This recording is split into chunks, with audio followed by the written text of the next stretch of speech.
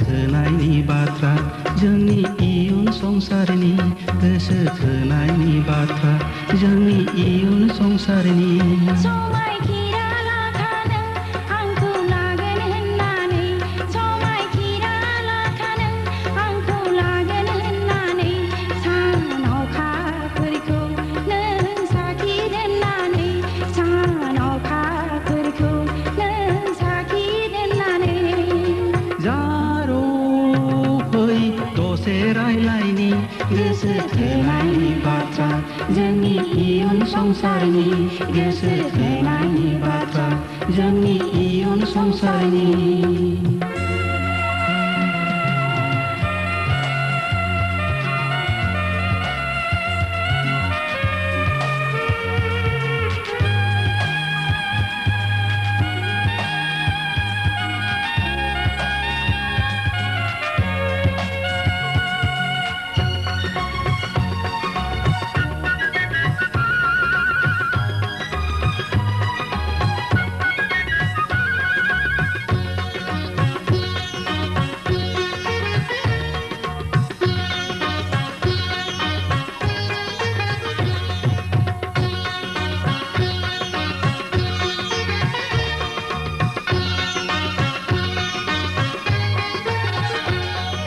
देरबोबाय लावबोबाय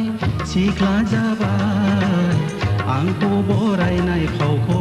नोंबो रोंबाय देरबोबाय लावबोबाय जोहोलाव जाबाय आंखौ लांनाय गोहोआ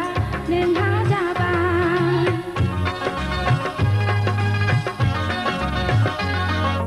देरबोबाय लावबोबाय सिख्ला जाबाय आंखौ बरायनाय फावखौ नोंबो रोंबाय देरबोबाय लावबोबाय जोहोलाव जाबाय आंखौ लांनाय गोहोआ नोंहा जाबाय जारो फै दसे रायलायनि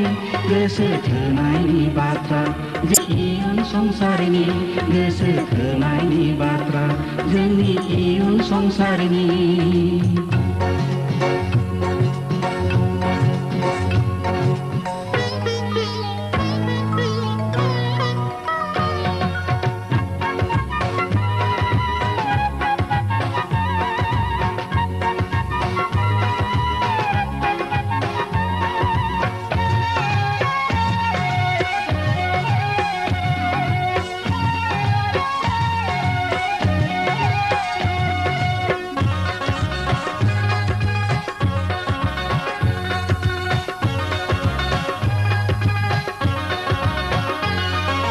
दैखाव दैमायावनो